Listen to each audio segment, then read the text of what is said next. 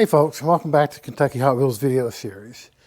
In this video, I'm not going to be doing anything, but I will explain something that I had done to the Gladiator this week.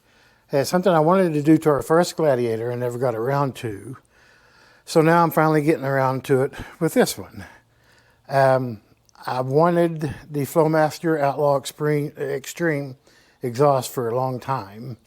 And the opportunity arose last week to get it, so I did. Now, this kind of mod isn't for everybody. It's loud. It can be annoyingly loud. But I like it. It gives it just enough rumble without sounding, to me, without sounding too cheesy. I did take some sound bites before I had it put on.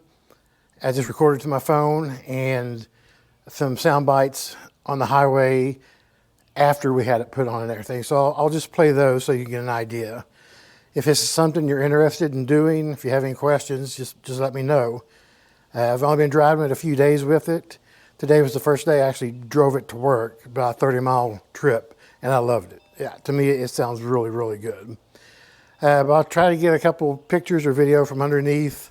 The exhaust now, where it used to come out back here, it's kind of hard to see, but I'll get some pictures. Comes out right there now.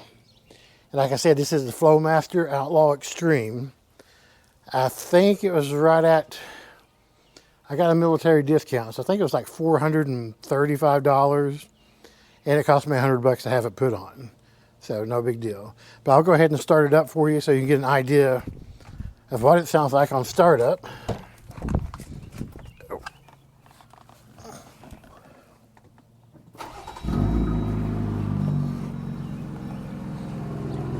So it's got a nice subtle rumble to it. Like I said, I'll show some sound bites here in a minute, or play some sound bites we took before and then a couple after.